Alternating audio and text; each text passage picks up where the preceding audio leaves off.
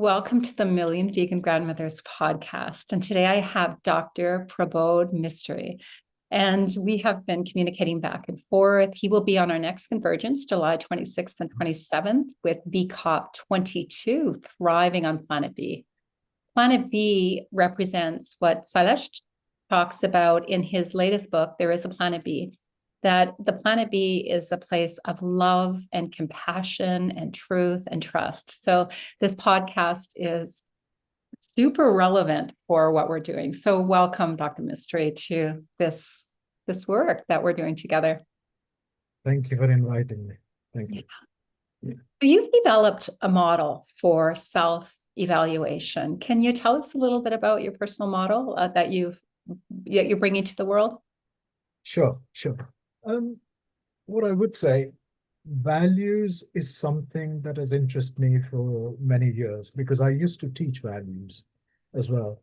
And what I have done in the last 10 years or so is to try and bring values, which are somewhat nebulous and subjective. I've tried to put them into some form whereby we could reduce that subjectivity or bring it into discussion about what we mean about values by using a form of mathematics to basically just evaluate values and something that we can apply on ourselves. So that's what I have developed using what I regard as two core human values, love and truth.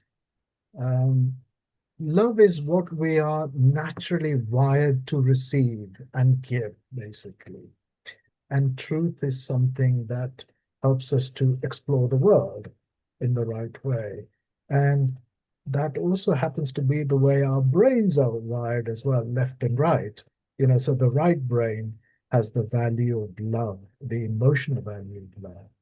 And the left side of brain, which is the more rational side. So we have the value of truth connected there.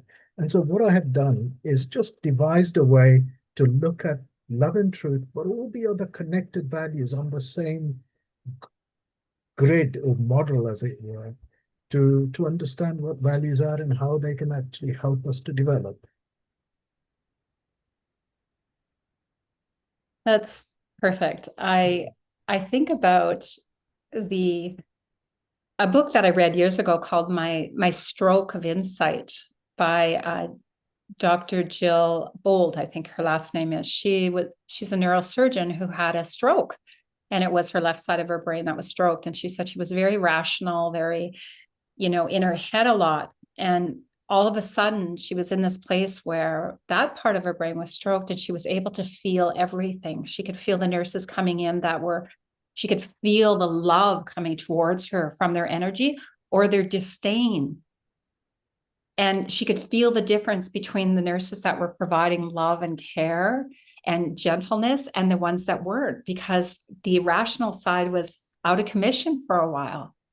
And I love that you talk about the right and left side of the brain and their functions. And I also thought about that when my father's left side of his brain was stroked for a few months before he passed. And the veil was very thin for him. And the whole time he was able to see things that we couldn't see. He was very close to the veil. So his dog that he had all through his childhood, he grew up in the bush. This dog saved his life over and over again. His dog was sitting at his bedside waiting for him, and he was talking to his sisters. And my family thought he was hallucinating. And I'm like, no, the veil is thin. He can see.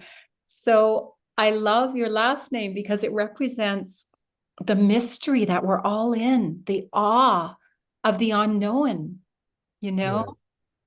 And Yeah. that's how I hear you in, some of the questions that I had presented to you. So the first one I'd like to ask you is, you've had this fascinating journey from biochemical engineering to value-led education and humanitarian modeling. What inner call or outer event sparked this evolution? I know you talked a little bit about a lot of your work is based on the Bhagavad Gita. Would you elaborate? Sure. From a very young age, I've been interested in mathematics. And when I was doing my degree as well as master's and PhD, I've always been interested in applying maths to whatever I did. So engineering, chemical engineering, biochemical engineering is what I did. And the area that I really went into and specialized in was in what's called process simulation, which means you mathematically describe a process, which is like a black box. But so you may have lots of things going in, reactants, that you may vary the conditions, temperature, pressure, catalysts, whatever, and then out comes an output product. So the mathematical model allows you to predict what's going to come out depending on what you put in. And so maths has always been at the back of everything I've done. And halfway through my education, I actually came across a teacher by the name of Sri Satya Sai Baba. And it's his values-based program, which I was really attracted to. He talks about basic human values. He talks about 5 values and all of that.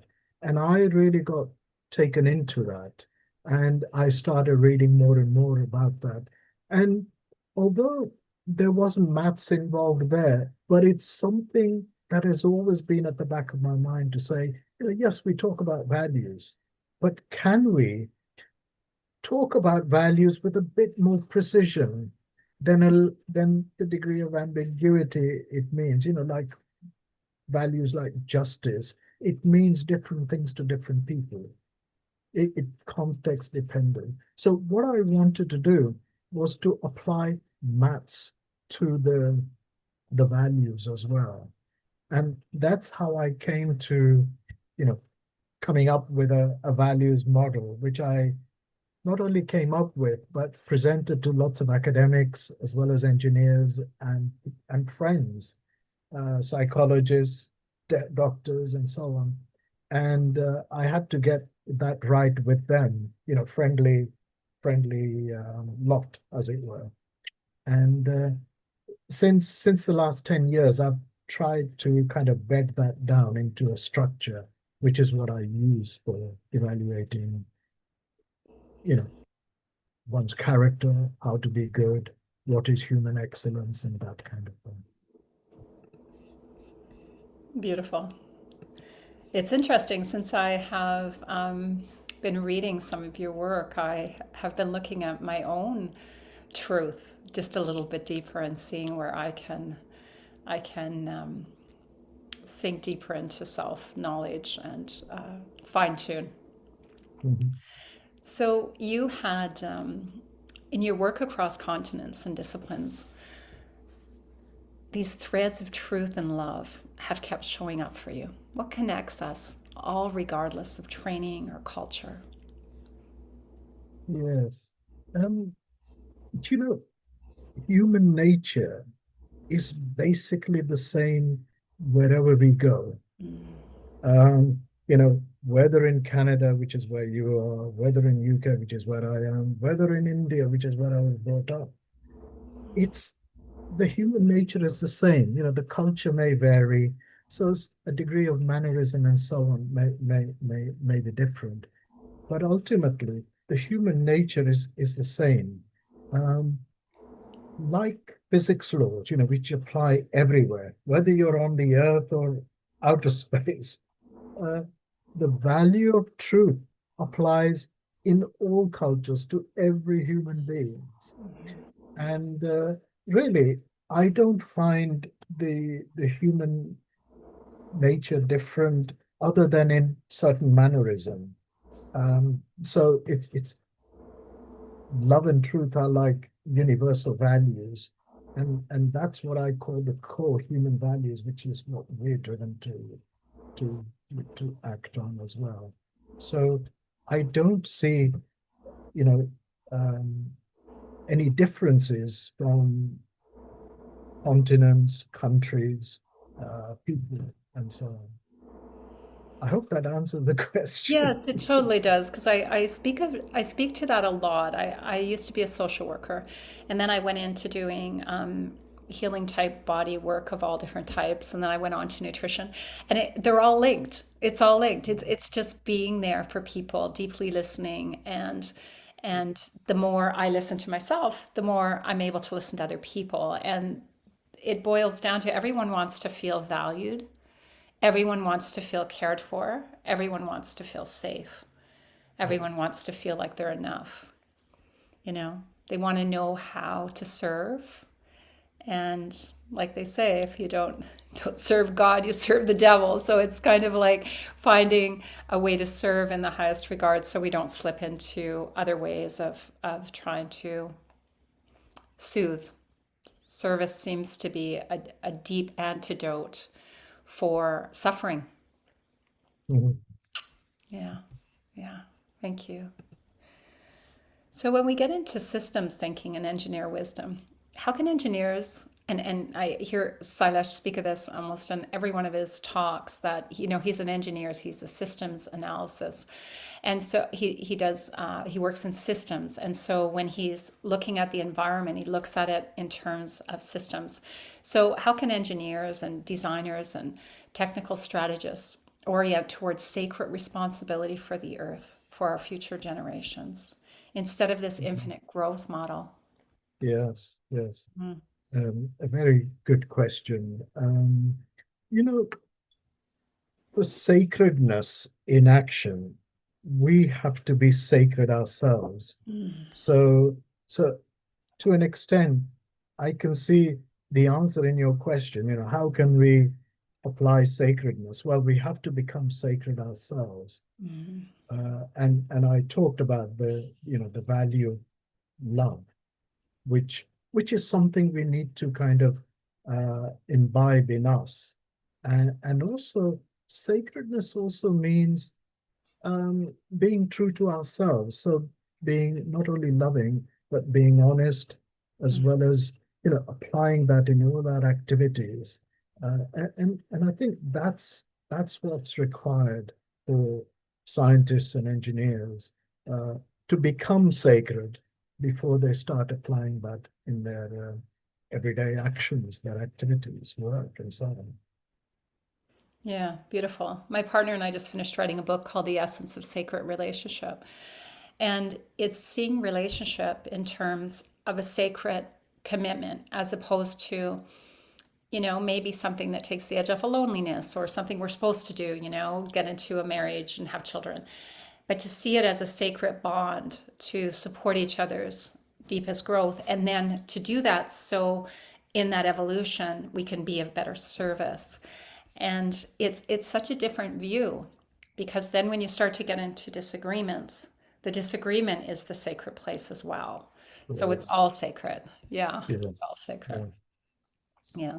So when we take this into industry and government and and environmental compliance, how do we shift from this mere compliance to true, cohesion with all life systems? It seems like the first thing you're saying that we need to do is to bring back the sacredness within ourselves. So to bring that back into the families and so that when we move out into the world, we want to live in, as one of the million vegan grandmothers, Judy Carmen says, we want to live as Homo ahimsas, because the Homo sapien, we're not that intelligent. So the Homo sapien era is over. We need to be Homo ahimsas. Yes, yes. Um, you started with the question of scientists and engineers. Mhm.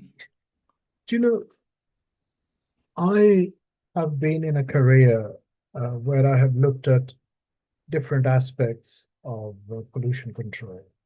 And when you're involved in that, you're very much into the minutiae.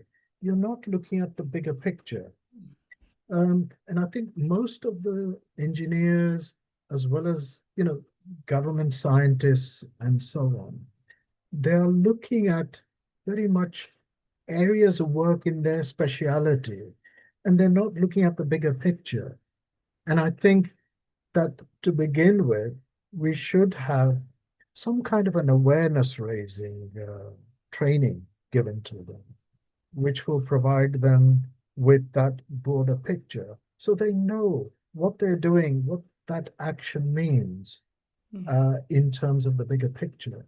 And that comes back to that sacredness, the practice of values, but also embedding them into our understanding of what is good, what is not good, and so on. And I think that is the key. And the second thing is um, conflict of interest often gets in the way of the right decision.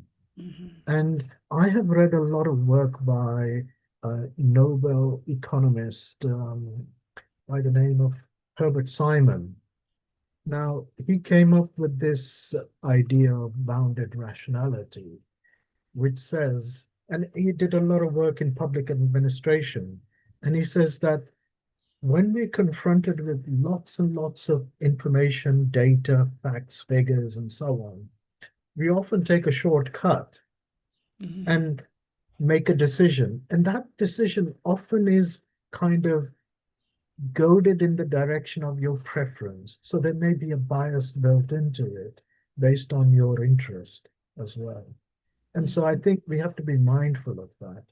And this is why I said earlier that it is important that some awareness training is given to all our scientists, engineers, and for that matter, lawyers and all the other professions as well, to see what impact our individual actions as well as our advice has on the bigger picture.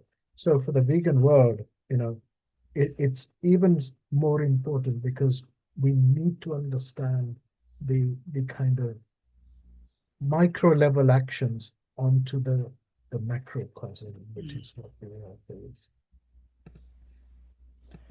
Yeah, absolutely. This separatist theory has been really destructive in our society. It's like going to see a doctor for this or a doctor for that. But every organ, every system in our body is connected, including our emotions. We know that there's more messages coming from our gut to our brain than the other way around. So everything that is part and I think about what you just said as far as veganism goes is a lot of people think it's a diet, but it's not. We're actually whole systems theorists. We're looking at the whole picture, human, earth, and animal liberation. And so I feel in some way veganism represents what we're talking about is whole system, moving away from the separatist theory to Mm, whole systems healing. definitely. Hmm. Yeah. So your work mathematically models values such as love and truth. What are the challenges in mathematically modeling these values? Yes. At the basic level, there are no real challenges because the model that I had come up with could be applied very simply using a graphical approach, which I can illustrate. Mm-hmm. Uh, but it's only when we actually try to apply that with lots and lots of information that we might need some kind of an automation or computer program for that, which is when it becomes a kind of a data management exercise. But let me let me tell you, it's quite easy. In fact, children that I have, young people that I have spoken to, they take to this model very, very easily. Let Wow, me just draw something on a piece of board. great. Um, and you know, if I say to you that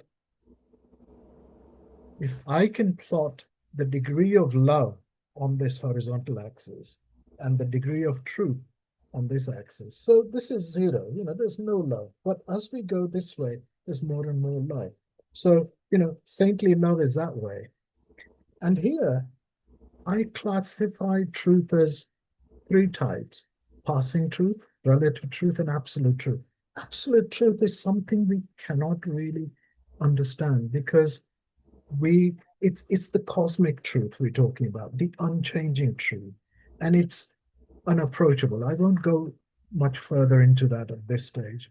But what I would say is that suppose we were to look at a value like trust, for instance, you know, uh, let's compare uh, trusting one's mother compared to trusting a professional. Let's say trusting a mother.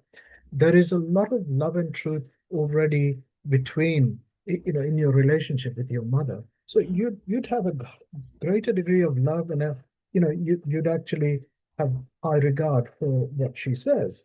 So you may actually put the motherly love or trust there, motherly trust there. Whereas if you had, say, a professional, let's say a medical doctor, you will be looking at, lots of other signs because you may not know the person. So you will look at how they appear, their dress code, how they speak to you, where they are practicing, the medicine, for instance. And so you will begin to move along that axis, depending on what good signs you see. And you have a degree of love. So you can see that the doctor will be there, whereas mother will be there. And you can see that this is the direction of goodness. The human excellence comes about in that direction. And so, yes, you can begin to love the doctor more once you get to know them and interact with them a great deal. But initially, you will have a degree of skepticism until you start to pick up on signals. And so it's very easy to understand trust. Trusting the doctor, trusting the mother is a clear difference. So this way of explaining the model and how to express values which are related to love and truth uh, can be applied. That's easy. It's only when we start to apply that with a lot of data.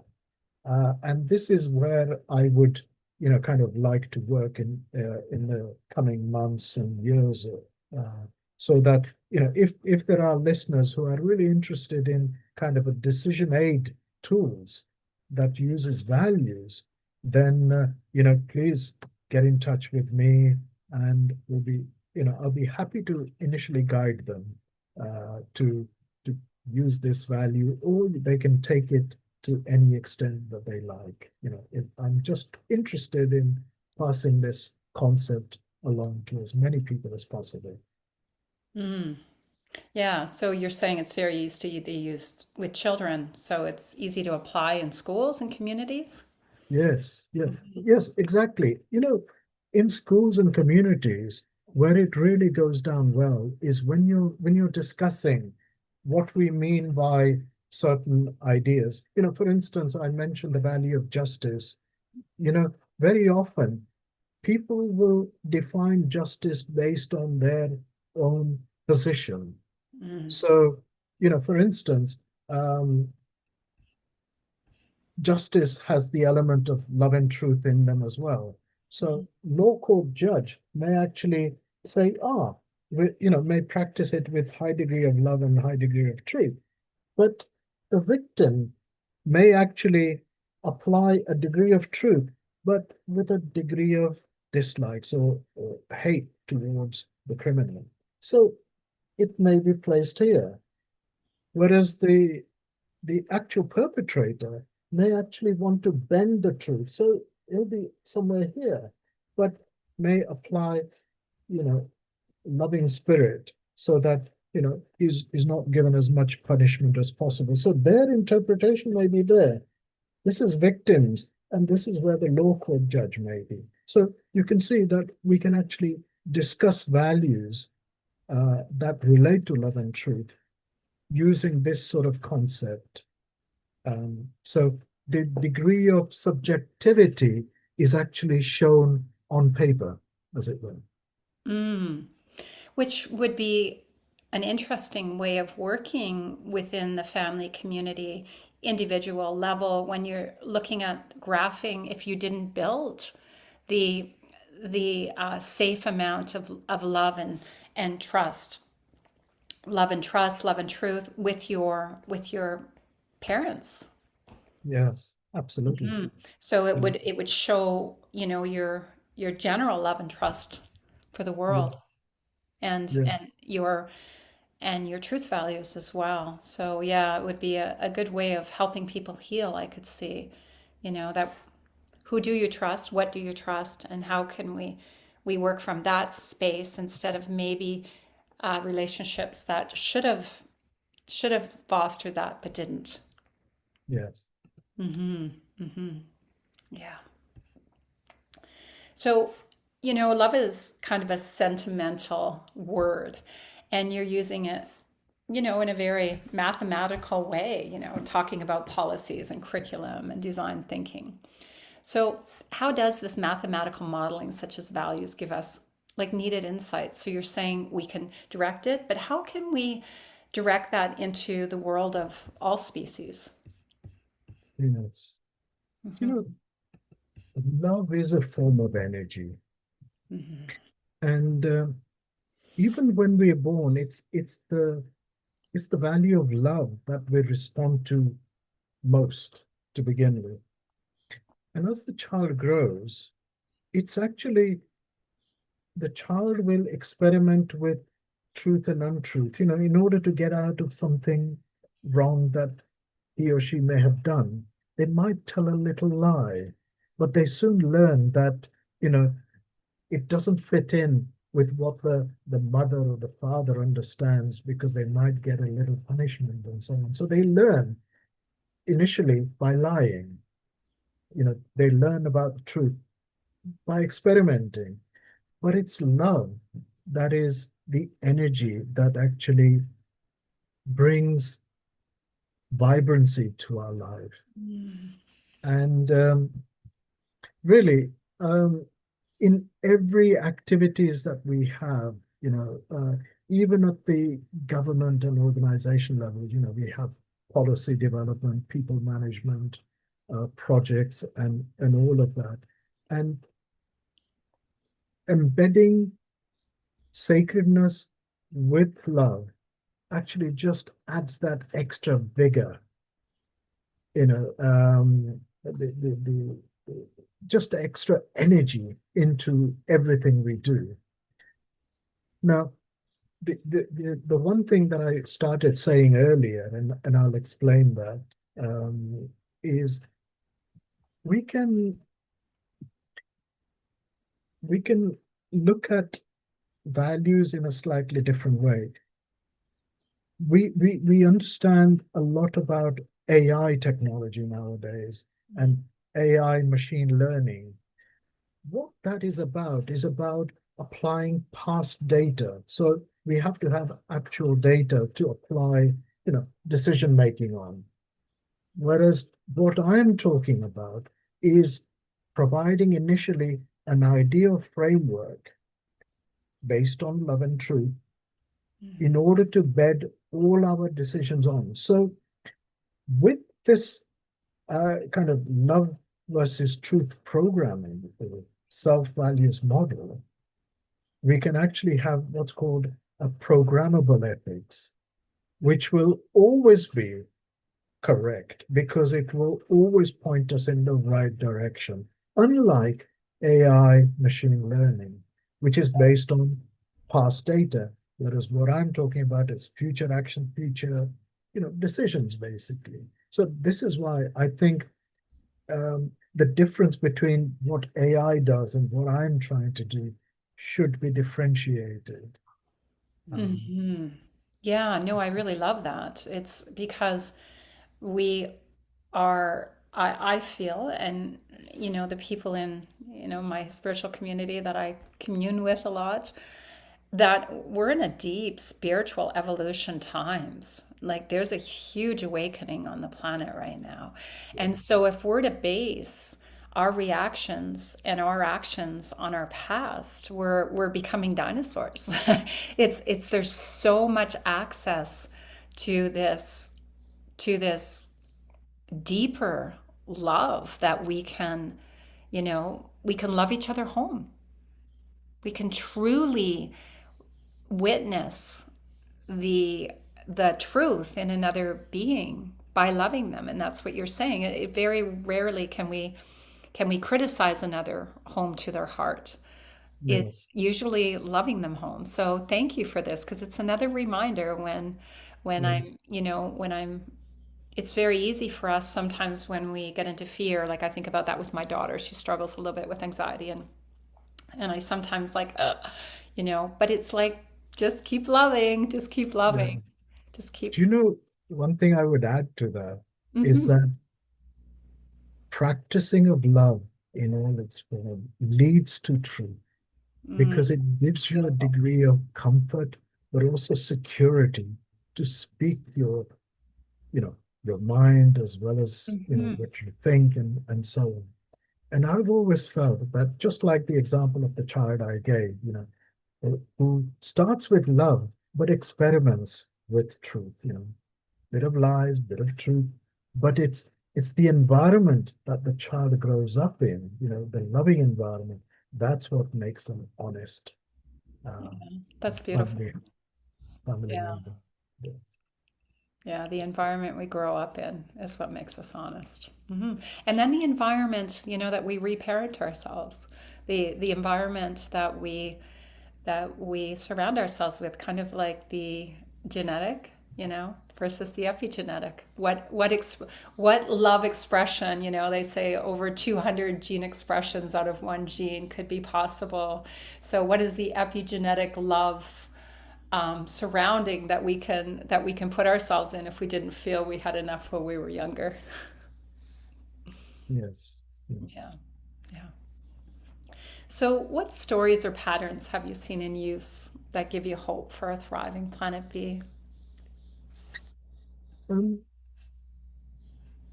do you know, I have observed values-based education and where it's practiced for a long time. I mentioned that in the initial stages, I was influenced by Sri Satya Sai Baba. Now, he is the chancellor of what's called, it's a very big university complex in India, and it's called Sri Satya Sai Institute of High Learning. And that has got not only the university, but it has got a lot of feeder schools, which are also based on values-based education as well. So the people coming out of that university, I have observed, and they are making big differences, certainly to politics in India and as well as the world over, because after the degree and further qualification, they're also traveling the world, being elsewhere, but also they're going into government offices, other professions, and so on. And I can see that they are very smart people. They're honest people. They're upright people, and they're not afraid to speak the truth, as it were. Great. Um, and I think that's what holds the great hope here, on planet B, that when we have love and truth as the basis, and all our values are kind of related to that to those two core values, then it will mean we move towards a compassionate world, the honest world. And those are the things that we really need, to tell the truth. Let's not go down the myths that often surround, what we do, what we eat, because the business of food, businesses of commerce, and all of that, they have a certain bent, which are often, not quite the truth we would like. But when you have people who are confident in their own values and in practicing them, that's the starting point. And I can see that happening already to bring about this, planet B, as we talk about. And it sounds like, and it feels like, I know within my own life and the beings that I've communicated with, is that, the as you spoke earlier, it's feeling and knowing and giving deep love that allows us the strength to step out of the status quo and to speak truth. It gives us strength to push through, until we have predominantly a vegan world where all sentient beings are treated with love and care and reverence. Because that's the truth. That's the deep truth, is that we all beings deserve to Yes. have their home and themselves protected. Mm. The grandmothers say we are protecting the grandchildren of all species. So, Mm. yeah. The one trap we often fall into, Mm-hmm. when I say we as a whole, is this idea of convenience. And Mm. convenience often means inconvenience elsewhere. Mm. For instance, we have this idea of Just Eat, app, where you can order a meal and it's with you within half an hour. Now, if we think about it, let's say half an hour or even an hour, if if it arrives on your doorstep within an hour, it must have been largely prepared. Mm-hmm. And that means it's preserved with chemicals, preserved, which means it's pre-prepared with all kind of things and Mm-hmm. ready to be packed, just to be eaten maybe, before it's transported to us. Now, that kind of convenience really comes at a price for the environment, but also for the people who are involved in the chain of delivery as well. And I think that is what we're not looking at. We should think about the convenience when we do demand it, to say, what is the impact of that? And very often there is an environmental impact, but also human impact, the social impact, which we should also care about. So that, as you mentioned earlier, if we can be honest and loving, that's what will appear, in its right context, what that impact is. And we will therefore begin to kind of take only what has the least impact on the Mm. environment. Yeah, really. The fast food of thought, not deep thought anymore, and the convenience of looking the other way. It seems much more convenient, much less stressful sometimes to just look the other way, but it comes at a huge cost. So, if future generations were listening in today, what would one value would be the most you'd want them to step away with? Mm. I mean, I can't help feeling that that has got to be love in all its form. And what I would advise the younger generation to do is to actually observe love, with their own mothers, with the teachers, with religious leaders, or for that matter, good leaders of the world. We've had lots of great leaders, um, um, like Mahatma Gandhi, Nelson Mandela, and so on. And what we can kind of learn from that is that love in its ultimate form requires a degree of sacrifice. Mm. Love leads to sacrifice, love leads to truth, but love also leads us to sacrifice because of our love. And I think by observing those great people, but also learning about our own religion as well as religion of others as well. Um, you know, I was brought up as a Hindu, but I don't like to keep that label, because it almost like constricts us in our definition, restricts us.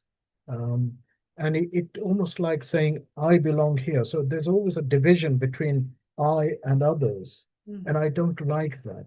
And this is why I feel values-based education is so important for the younger generation Mm. rather than religion. Yes, religion initially, just like we have the idea of Santa Claus, which is used as a um, stick and carrot approach. If you be good, Santa Claus will bring you presents on the Christmas day, for instance. And whereas I like, as children grow up into young adults, I think we need to let go of a lot of the kind of ambiguities that sometimes religions present, and we need into this philosophical, values-based arena, which will allow them to think much more broadly, and love and truth will be at the core of it, and sacrifice and things like, I have often talked about Sealing on Desires program. um, it's a program, again, espoused by Sri Satya Sai Baba, which talks about saving in our food, energy, money, and also time, because all of those things are interconnected, and any savings will then help us to, contribute to the wider good. Now, this is something at the heart of everything we do, really. Conservation is important. And I think the value of love is where it all begins, and it ends in sacrifice. Sacrifice, which leads to sealing on desires. And that is moving towards that, vegan world, or planet B, as we call it. Yeah, perfect. Yeah, putting a ceiling on our desires. So those endless cravings, the hungry ghosts that look outside of ourselves and look outside of true service to fill some place that would never be filled. Only love can do that. So in closing, I would like to just quote something you said, and when I asked how we can begin right now in small ways to activate a thriving a world that we really do envision, and you said by practicing silent sitting daily, observing our thoughts and silence them as much as possible during prayers silently, or if you are alone, loudly. Do them at fixed times in the day. I personally do them twice daily and take note of what I have done in the day, but also what I can do better to love everyone on this planet. That means all lives, including humans. So thank you. I know in our 12-step groups we talk about taking rigorous, self-honest personal inventory. And when you talk about, taking note on your day so that we can constantly be in the flow, in the dynamic movement of action. And some of that action is, how can I be more truthful and more loving in the world? We do that little inventory. And then we listen in the silence to some of the mysterious messages that come in and guide us, as well as the actions that we take in a more maybe mathematical, graphic way. So thank you. At the end of the day, it is about achieving human excellence, human beings achieving human excellence, which is through values. And that's what Planet B is about. Yeah. Thank you so much for being such an excellent human. Thank you. Okay.